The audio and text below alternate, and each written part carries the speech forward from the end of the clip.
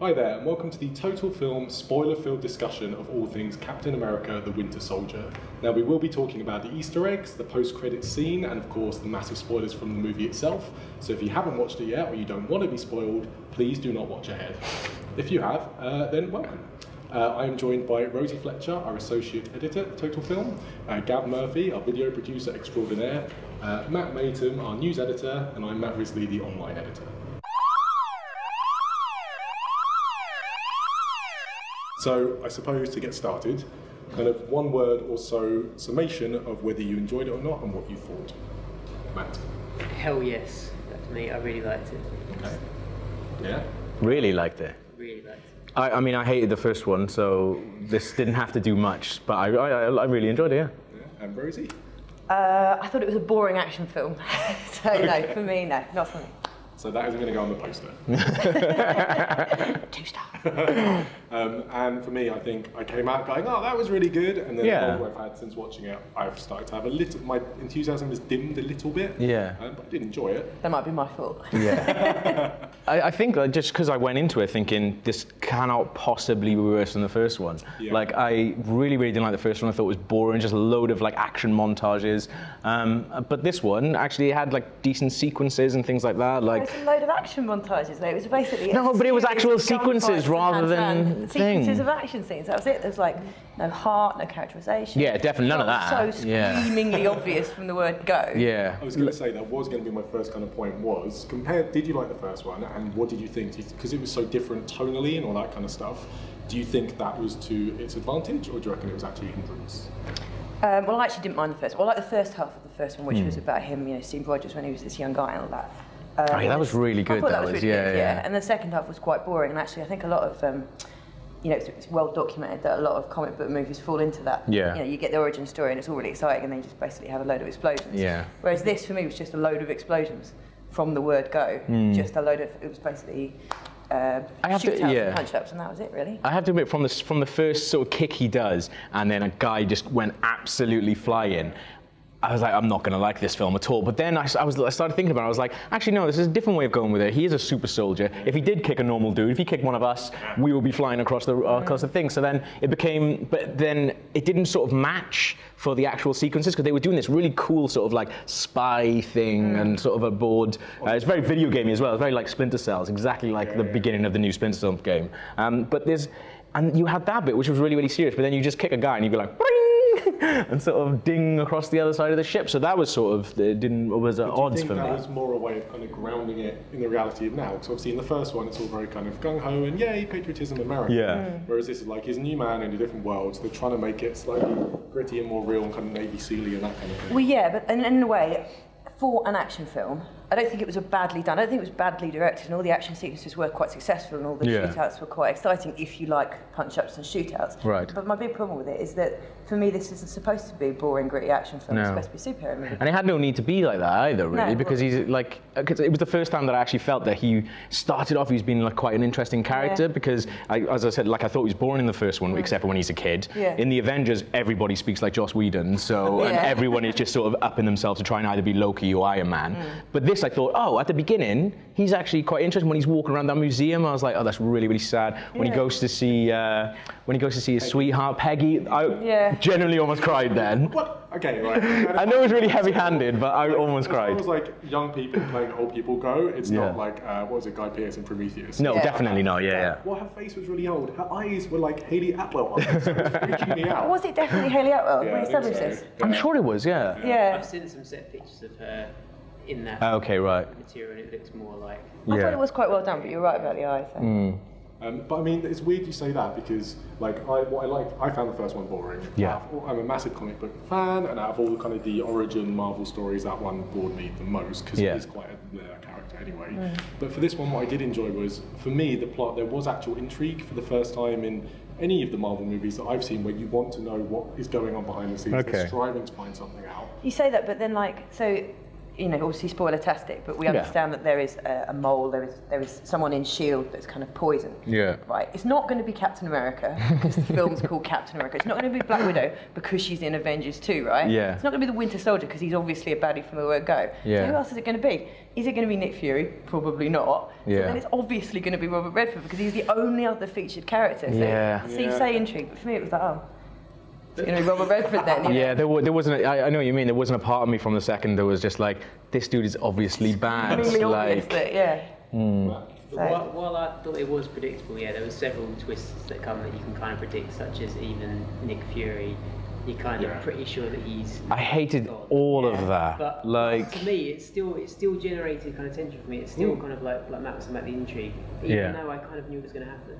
I thought it was just paced so well, and the way the kind of action scenes were paced, that it did keep me hooked, even though it was quite predictable, and that's kind of one of the things I like. all of the Nick Fury stuff, I thought it was absolutely pathetic. I was like, there was not 1 second of me that was just like worried for a second. The car chase was amazing. That was very cool. That was really good. Yeah. That's a really good set piece. And I'm not saying that there weren't some good set pieces, but for me, that does not equal a great. No, certainly definitely doesn't not, equal a great Marvel superhero movie. Do you know when that it's it compared had to more the plot than the original? Which was just like, weedy guy, yeah, he's kind of a good person, he gets a super serum and then goes and punches Hitler. Yes, like it did have more plot, but it had less heart and less character to me. So like, I didn't care. For me, there was no peril. So I loved the sequence with Nick Fury. It was great, but I didn't actually think he was going to die. Not even for a second. You just don't. When he did die, I was surprised, but like I knew that, you know, because everyone see the trailers and whatever, he would be on an operating table at some point. But when he was talking to him and the slugs came through the wall, I was like, oh, that's kind of cool. Yeah, I mean, again, it was a cool set piece, but again, in a way, this is a problem that I have with it, was this idea of peril, right? So he's a super soldier, so either he's invincible or he's not, right? So he's not, he gets shot in it, and we're supposed to care. Because, so then, okay, he's not invincible, so he can be shot, oh dear, I hope he's all right. And then he can fall 100,000 feet into water and not break every single bone in his body. So it's like, well, you know, what are the rules here? Yeah, there was a. But obviously, but also there was every bone, to fall from that height, it's not all right. Oh, do you mean there was the thing at the beginning? At the end when he falls, and he's fine. There's also a shot which is straight out of Hulk where he sort of jumps an entire building. Like Falcon flies off and then he jumps off. They're both running together in a little callback to them running from the start. And then Falcon sort of flies off and then Captain America jumps this huge building and just lands. It's fine. Yeah. Just to reiterate, you were a fan of this film. Yeah, I know. Like I thought it was okay. Like it was like it's completely inoffensive. It's not the best Marvel movie by any like stretch of the imagination, but I mean I thought it was better than Thor, Dark World. Both Thors. Yeah. No, Thor's way better. And I mean, and for me, like, so there was a sting at the end. Obviously, I don't know whether you want to spoil that or not. But it was a pretty short sting, and that was far more exciting than the whole of the film to me. Let's go into that in a minute. But in regards to the characters, talking about Falcon, we kind of briefly talked about Robert Redford and Black Widow. What do you think they brought to it? Kind of the new characters and the returning ones. Were you happy with how? I liked Robert Redford. I thought he brought like an old school like class to it, and I really like, you know, his scenes were very contained. So I wonder how much time they actually had with him, because every single one of his scenes took place in either that office he had, a really cool office he had, or his house. Like everything was sort of so like, so even though he's in a huge part of it, he doesn't actually play that much part of it. But I thought he was brilliant. It was like my problem was probably more with the character than the performance, which we all know that you're like chin stroking and doing things behind the scene. What about Falcon? Because again, that's a difficult character I think to bring into that universe. Yes, he's definitely. essentially a normal soldier. But he's got like super robo wings. Well, this is the thing. He's a bloke with some wings. Yeah. So it would always be like. What's the problem? This is supposed to be a superhero movie, so it would be almost like the man who invented the helicopter. You know, Leonardo da Vinci is a superhero. He's just a bloke who's got some wings. He's not. Yeah. There's nothing super about him. Yeah, there is. What? He's got some wings. Yes. But that's. You have wings. If I had wings, I wouldn't be a superhero. Yeah. And so then this, which also brings me to a slight digression, but. Why wasn't Hawkeye in it? He should have been in it. Yeah. When she was in trouble, he was the one person. That was the thing as well. He's just a bloke as well. So there wasn't enough mention of everything else for me. Like there wasn't enough mention of like they obviously referred to like the New York incident and stuff like that. But for me, it was like, you know, like Black Widow and Hawkeye had this amazing sort of story arc in Avengers. You think that something could have gone on, you know, at least something. I think when she was like, you know, when everything had gone wrong and they were like fugitives, that she would have asked for That's help. that's half the fun of all these movies and having all these worlds that intertwine is you can just have someone come in for a bit. Like, it is cool when you saw like the Stark Industry thing at the end and stuff like that, but there wasn't enough for that. Avengers Tower I didn't. Oh, really? Apparently see the Avengers Tower for a split second. Yeah. For the first time, all that kind of stuff. I kind of liked it because it felt more self-contained, so it just felt more like a film that worked on its own terms. Yeah. And and you could just enjoy it for what it was. And there was like some very kind of subtle mentions to the wider Marvel universe, but it wasn't like I wasn't sat there thinking, where's Thor, where's Iron Man, like I had with some of the other. I was, just because I don't think that they did a really good, like, it didn't feel like it was part of the universe for me. Like, this could have come any point, I think. Whereas Thor: The Dark World and Iron Man 3, those felt like, because they're the ones we've had post-Avengers, right? So those felt like it was part of the entire thing, whereas this felt very, very separate to me. That's true, but then with what happens with S.H.I.E.L.D. at the end, it's been the biggest change, I think. Right, yeah. No, that's fair enough, yeah. It does feel like that kind of standalone kind of mission, and I think that, to me, is why Hawkeye didn't need to be involved, because it was this such kind of off-the-grid thing that they had to team up it's and pretty do. covert. And then by the end of it, it's like, what's going to happen to Agents of S.H.I.E.L.D. on TV? Yeah, that's going to be interesting. That's the thing, they're pretty covert, but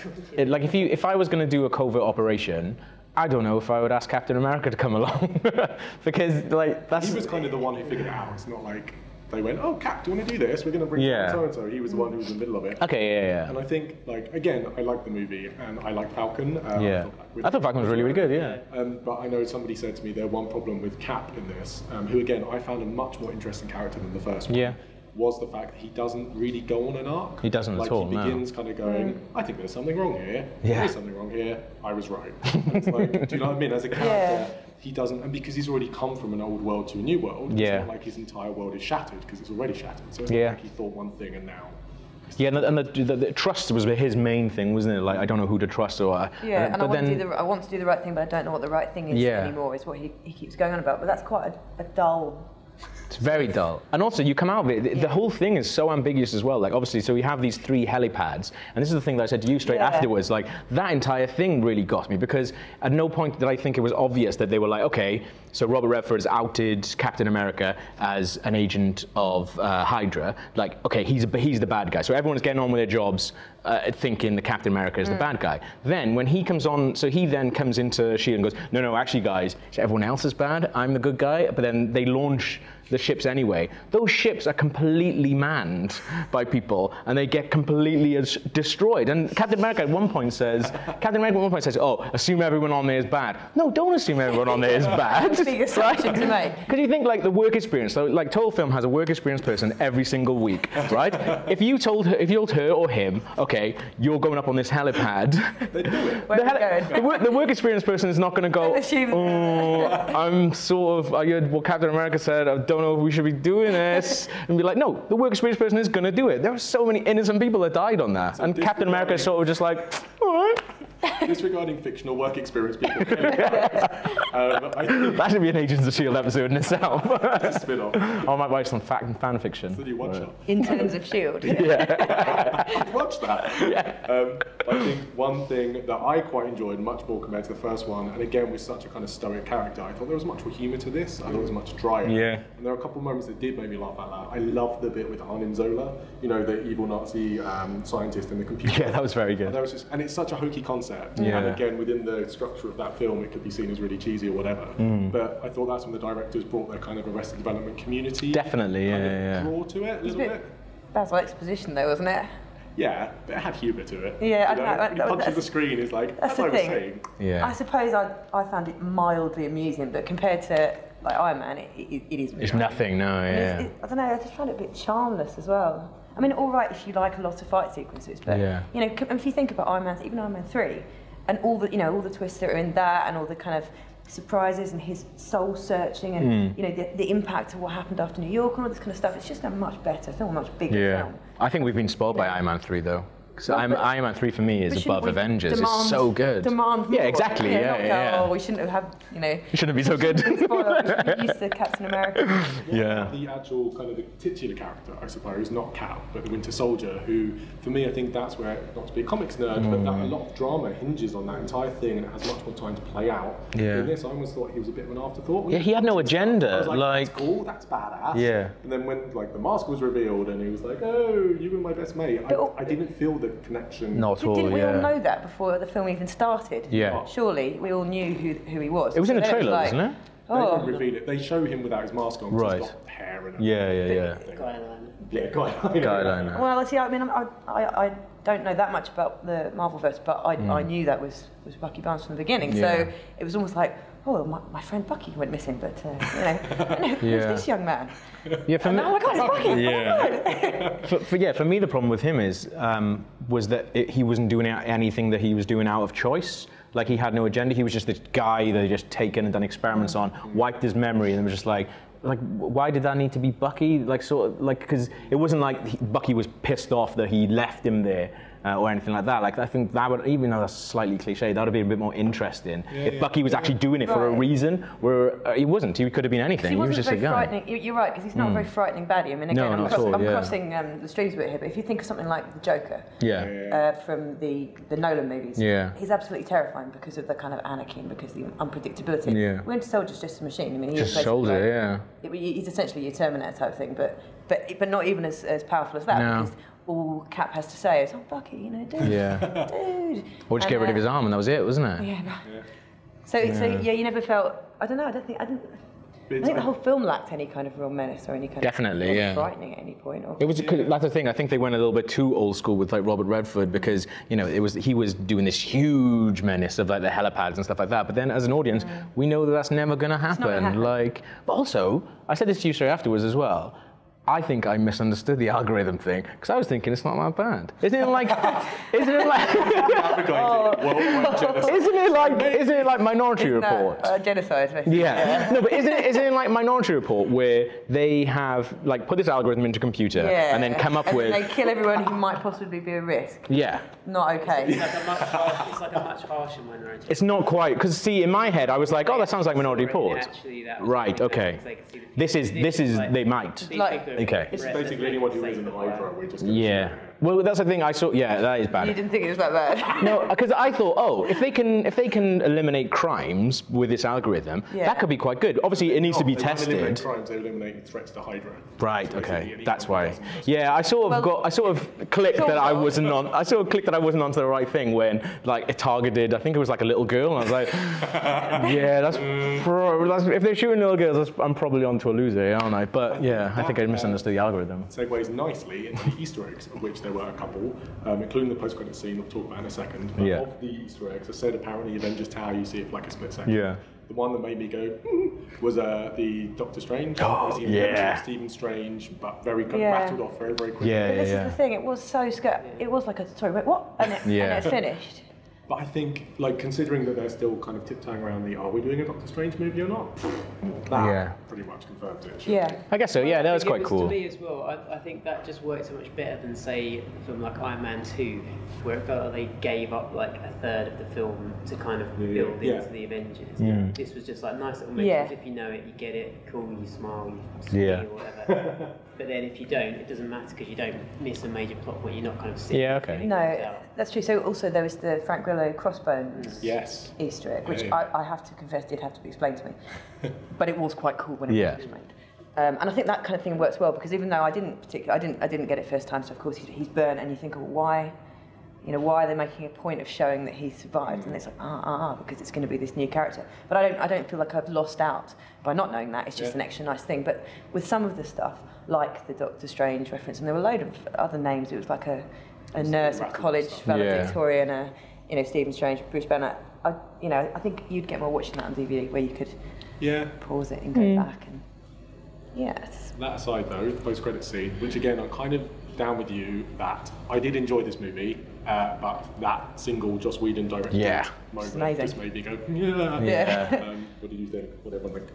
It was good to, like, I haven't been really impressed with the X-Men Days of Future Past Quicksilver, but seeing him, like, sort of, and seeing what they're doing to them, I don't know, I got very, very excited for it all kicking off. Because it seemed like they were, like, whatever was going on, they weren't there, you know, out of choice, obviously. They were being, like, held captive and stuff like that, so, yeah, I don't know. She looked cool as well. Very cool, yeah. Elizabeth Olsen, yeah. I think there's just something about it that you get to kind of go into the cinema and just see something totally new. Yeah, and then exactly, yeah. Without seeing any kind of stills or leaks or anything. And it's just Yeah. like, Yeah. oh my God, it's like, Yeah, that is really exciting, actually. That whole X-Men kind of issue, with regards to everyone kind of owning the same characters. Yeah. I thought it was very clever of them to get it out before X-Men. Yeah, that's a very good point, actually, This is yeah. how it's going to be, and it gets you excited. Yeah. And again, not to sound really nerdy, but I spoke to Aaron Taylor-Johnson a few months ago and spoke to him about the character before it was confirmed, and we chatted for like 15 minutes. He just rambled about it, and he was so excited, and it was actually, he knows the character. He's not just like, I want to be someone who runs fast. Yeah. So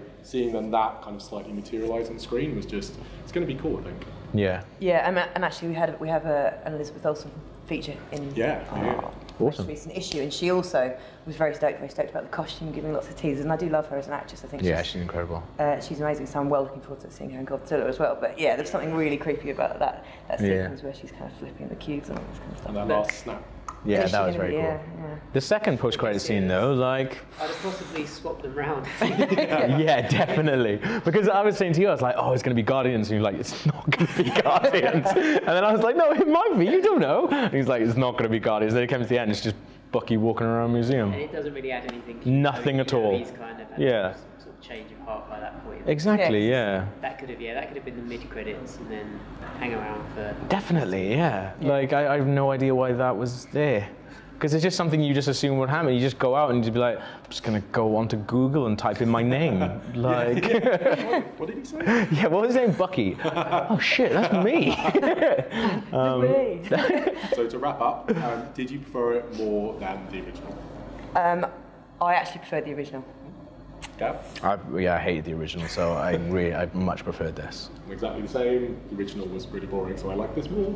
To me, it's kind of level pegging because overall I preferred the second one as an actual film, but it didn't hit the highs of the first half of the first film for me, which I thought was amazing. But it was just so, as an action film, it was so much better than the second half of the first film. If that makes sense. So now that you've heard what we have to say, we want to hear what you have to say. Feel free to comment on the YouTube video itself. Talk to us on Facebook at facebook.com/TotalFilm, at TotalFilm on Twitter, or on Google Plus TotalFilm. And yeah, we look forward to talking about the next big release, which is probably going to be... Godzilla, maybe? X-Men? X-Men and Godzilla? Amazing Spider-Man 2. It's quite a lot, yeah.